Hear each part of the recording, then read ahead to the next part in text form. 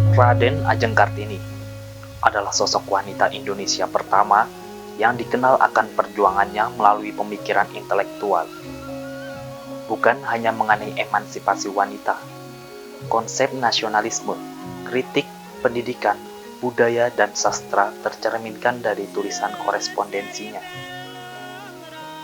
Dan dirinya sampai akhir hayat tidak mengetahui bahwa akibat guratan tulisannya di masa depan akan menjadi inspirasi bagi yang membaca. Karena intelektualnya itulah, hari kelahirannya diperingati menjadi hari nasional, dengan tujuan supaya wanita di Indonesia terinspirasi. TNI Angkatan Laut sebagai organisasi yang keanggotaannya memiliki wanita, menyadari jangan sampai angan-angan yang dituangkan Raden Ajeng Kartini salah dalam memahami emansipasi wanita.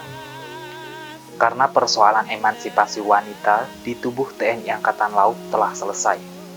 Prinsip yang utama adalah bagaimana intelektual yang dimiliki Raden Ajeng Kartini dapat merasuk ke setiap wanita yang tergabung di Korps Wanita TNI Angkatan Laut, bukan hanya mengandalkan tampilan fisik. Pimpinan TNI Angkatan Laut saat itu menyadari dibutuhkan sosok wanita yang dapat ditugaskan di garis perbatasan terdepan dengan tingginya kompleksitas persoalan dan berkarakter kuat. Tujuannya supaya hasil penugasannya kelak dapat menjadi inspirasi wanita di TNI Angkatan Laut. Walaupun sebenarnya wanita yang terpilih tersebut tidak pernah tahu maksud tujuan pimpinan, tidak berimpian dan berangan-angan, bahkan tidak berkehendak untuk dijadikan sosok tersebut di kemudian hari kelak. Dia adalah Laksamana Pertama Purnawirawan Dr. R.A. Nora Leliana, Dr. Gigi M.Hakes FICD, mantan Komandan Pangkalan TNI Angkatan Laut Dumai periode 2003-2005.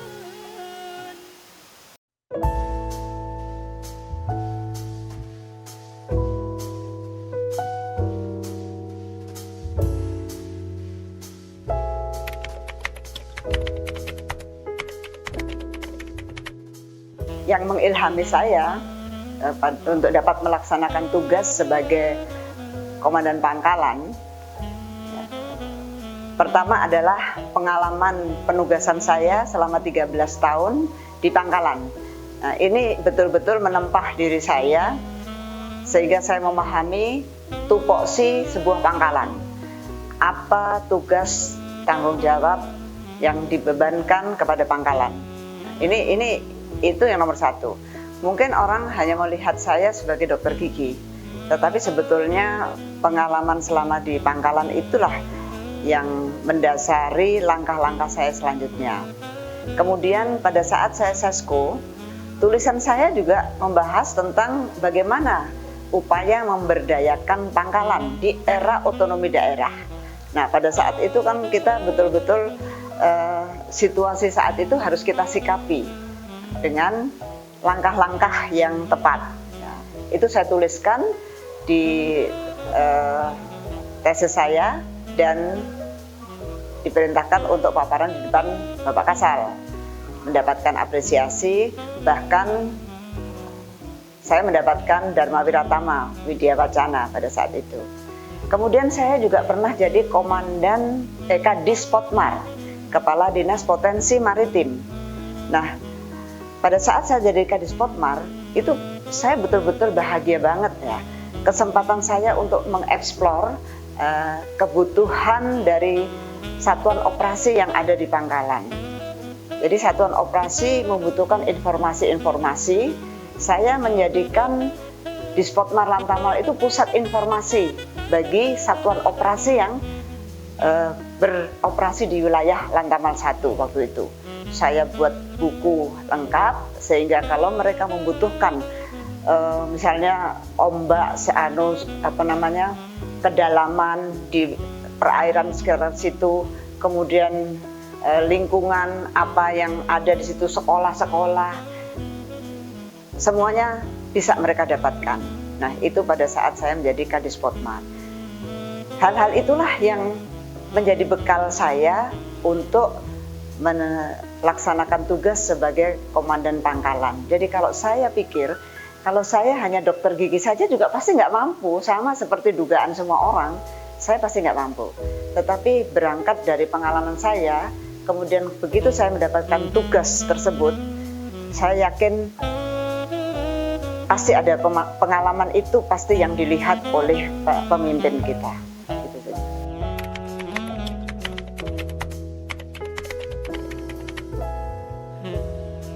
Kalau untuk menjalankan sebuah organisasi, kita kembali kepada fungsi dan teori manajemen. Kita laksanakan sebuah kepemimpinan yang dapat menggerakkan anak buah kita dengan situasi yang ada. Ya, situasi yang ada adalah mereka dipimpin oleh orang non bidang ilmunya, kemudian perempuan lagi, ya. Jadi harus ada kepercayaan, ya, kepercayaan yang tumbuh di antara kita. Ya. Saya kembangkan trust leadership. Ya, trust leadership. Waktu itu ya mungkin saya teorinya nggak terlalu paham ya, tetapi pengalaman yang mendidik saya. Jadi saya harus membuat anak buah saya trust kepada kepemimpinan saya. Ya. Saya beri target waktu 3 bulan. 3 bulan saya harus membuat saling percaya di antara kita. Pertama, saya dengan Pak Laksa harus satu suara. Ya. Tidak boleh beda. Ya. Kemudian Pak Laksa dengan perwira staf harus satu suara. Perwira, para kadis harus satu suara dengan anak buahnya. Sehingga yang terjalin adalah semua saling mempercayai. Nah, dengan trust leadership, semua orang penting. Tidak ada satu orang pun yang nggak penting. Ya. Pangkalan ekstrimnya, nggak ada tukang sapu juga nggak bisa. Nggak ada yang nyiapkan minum juga nggak bisa.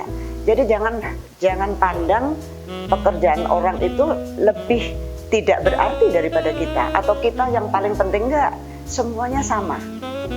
Semuanya sama, mempunyai tugas masing-masing. Itu yang saya tekankan. Sehingga apa? Saya tidak, di mata saya semuanya sama. Enggak ada anak emas, enggak ada anak tiri ya. Semuanya sama. Enggak ada dosa masa lalu, dosa masa kini, atau orang hebat masa lalu. Semuanya, ayo. Kalau semuanya saya berikan kesempatan yang sama, apabila kamu tidak bisa melaksanakan dalam 3 bulan, ya berarti memang benar dosa masa lalu. Ya, kan tinggal rapotnya aja dia bikin. Nah, dengan begitu, orang yang biasanya sudah dicap sebagai orang yang tidak mampu, dia akan mengeksplor dirinya sehingga dia akan memberikan yang terbaik. Nah, ini yang saya terapkan pada kepemimpinan saya di Pangkalan. Dan semuanya, selain itu juga saya sudah punya bekal. Pada saat saya 13 tahun di Pangkalan, saya waktu itu menjabat sebagai kepala rumah sakit. Saya melaksanakan fungsi rumah sakit adalah tempat untuk membuat orang sehat. Jadi jangan hanya orang sakit yang ke rumah sakit, tetapi satuan operasi yang kebetulan singgah di Pangkalan tersebut kan pisah keluarga. Mereka butuh tempat untuk mereka dapat ya bahasa programnya curhat ya, tetapi paling enggak mereka butuh tempat untuk bercerita yang aman, bukan di warung kopi, bukan di restoran, di tempat umum, tetapi di wilayah Pangkalan sendiri.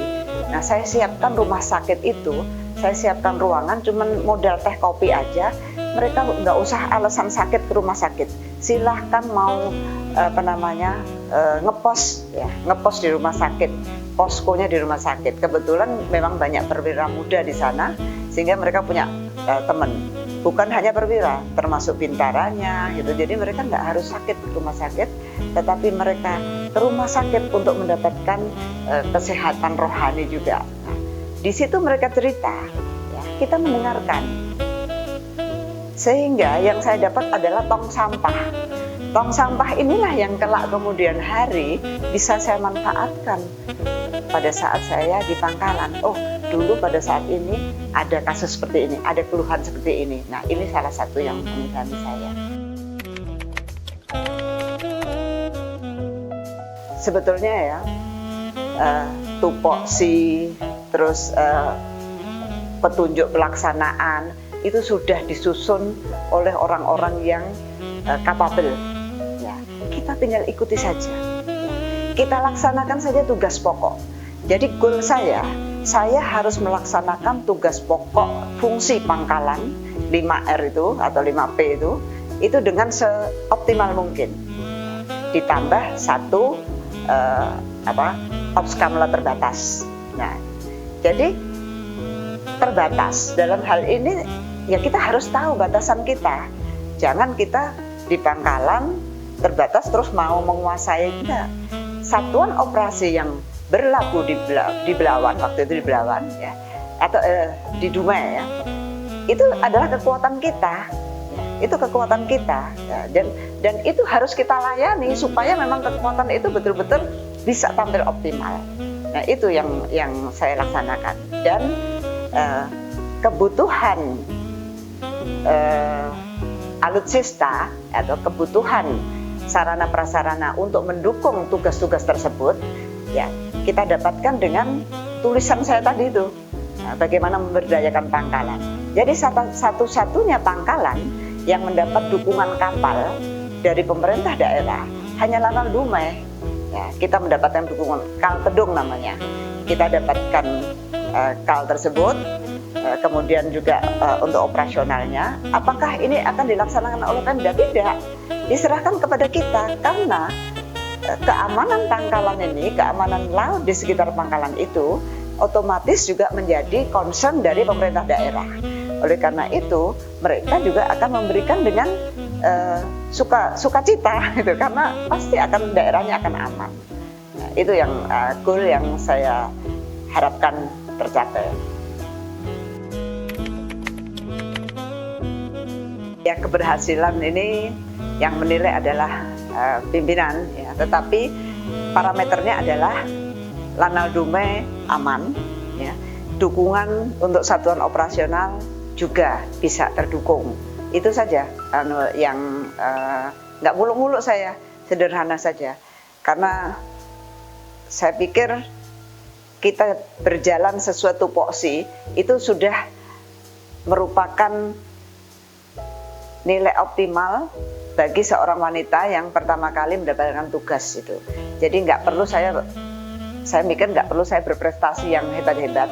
Dengan membuat pangkalan itu aman, ya, menjaga kedaulatan negara di wilayah tersebut aman, itu sudah prestasi. Opportunity never comes twice. Jadi kesempatan itu nggak akan datang dua kali. Pada saat kalian mendapatkan kesempatan itu, ya, bekerjalah, laksanakan, itu saja. Kadang-kadang yang terjadi adalah kita tidak melaksanakan tugas pokok. Ya. Baca betul apa, pahami betul apa tugas pokok di situ. Ya. Kemudian laksanakan untuk mencapai tugas pokok. Yang lain-lainnya itu kan bisa menyusul, tetapi tugas pokok dulu. Ya. Begitu kita melaksanakan tugas pokok, ya, itu kita akan mendapatkan hasil yang positif. Kemudian yang utama adalah jangan sia-siakan waktumu. Dimanapun posisi kita berada saat ini, ya, jangan berhenti belajar. Ya. Belajar bukan hanya dari orang sukses. Jangan menganggap sebelah mata orang yang tidak sukses. Karena apa? Berkali-kali saya sampaikan bahwa dengan kita melihat pengalaman orang yang tidak sukses pun, kita tidak perlu mengalami itu. Kita bisa belajar, ya, dari orang lain. Kita tidak perlu mengalami. Ya. Orang sukses penting karena kita tahu bagaimana seseorang mencapai seperti itu. Ya. Jangan hanya bicara, tetapi belajarlah mendengar. Karena dengan mendengar, kita akan banyak yang bisa kita dapat. Itu yang saya harapkan dari para koal, dan saya bersyukur kali ini pemimpin kita, Bapak Kasal, memberi kesempatan kembali kepada para koal untuk mendapatkan jabatan, menduduki jabatan-jabatan struktural yang operasional. Saya sampaikan bahwa emansipasi ya, di tubuh Angkatan Laut ini udah selesai. Ya, kita bersyukur ya, Angkatan Laut loper pertama yang berani memberikan kesempatan pada wanita untuk bintang pada saat itu juga Laksamana Rike Ratetana, kemudian Dan Lanal juga, kita yang pertama kali Angkatan Laut berani memberikan kesempatan itu. Saya rasa tinggal bagaimana kita yang melaksanakan ini bukan menuntut kapan kita diberi kesempatan. Ya. Mengapa kita tidak dapat kesempatan? Bukan itu, tetapi bekerjalah, bekerja. Ya, Pak Jokowi kan juga bilang bekerja. Ya, dengan bekerja maka kita akan mampu mempunyai kemampuan prestasi yang sama dengan pria, ya. Dengan kemampuan kita sendiri untuk mengeksplor diri kita, maka kita akan punya kesempatan. Ya. Pasti pemimpin akan melirik kita. Saya menjadi Dan Lanal pada saat itu kaget juga. Kok saya? Ya. Apa hebat saya? Saya merasa tidak hebat. Yang hebat adalah pemimpin yang tahu potensi anak buahnya. Nah, jadi jangan khawatir. Selama kita bekerja dengan track yang benar, ya, maka pemimpin kita pasti akan tahu kemampuan kita. Cita-cita Kartini yang belum tersampaikan, ya, saya rasa semuanya sudah terbuka sekarang. Tinggal bagaimana diri kita sendiri sebagai wanita ini menyikapi. Ya. Kalau Anda sudah berniat untuk berkarirlah yang benar. Ya. Tetapi kodrat kita tetap sebagai wanita. Kartini juga demikian. Dia juga seorang istri juga. Ya. Kita sebagai wanita kodratnya wanita, ibu, ya, istri. Itu tetap tidak bisa berubah. Tetapi ada tambahan bahwa kita ingin berkarir. Ya. Berkarirlah dengan tetap menjaga kodrat sebagai wanita tadi. Pertama, saya menyampaikan bahwa Bu Nora adalah wanita pertama sebagai Dan Lanal di Dumai. Kemudian berbicara masalah sosok yang luar biasa. Kenapa saya katakan sosok yang luar biasa? Kita tahu saat 2003-2005 di Dumai sempat ada permasalahan, terutama masalah importir. Kemudian kita kelangkaan sembako.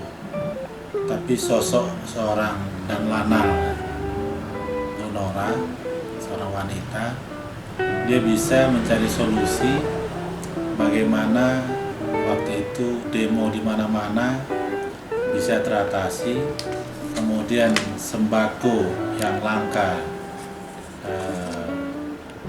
bagaimana bisa masuk, kemudian masuk dalam artian resmi, tapi bisa diamankan oleh Lanal. Dan saya saat itu tahu persis bagaimana beliau merangkul hampir semua Forkopimda yang ada di Kota Dumai, baik Kapolres. Salah satu hal yang masih saya ingat di saat dia bersama Kapolres menemui orang yang lagi demo, yang lagi bawa parang, lagi bawa macam-macam. Dia bersama Kapolres dan kita bertanya, kok ibu santai-santai aja, orang bawa senjata, saya membawa senjata dalam diri saya. Kemudian dia menghadapi para pendemo dan akhirnya cair karena dalam bergurau dia menyampaikan, saya menghadapi bapak-bapak, saudara-saudara, nggak bawa apa-apa. Saya hanya bawa senjata dalam diri saya. Nah, nanti kalau saya buka, nah, bapak-bapak, saudara-saudara pasti ketawa. Pada ketawa semua, alhamdulillah cair. Itu salah satu hal yang terkesan gaya kepemimpinan seorang wanita yang ada pada diri Bu Nora, bersahaja, tapi merangkul yang sangat luar biasa.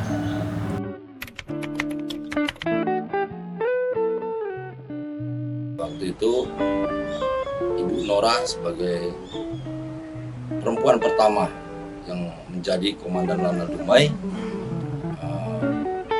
itu satu-satunya perempuan di seluruh Indonesia yang pertama kali menjadi Komandan Pangkalan.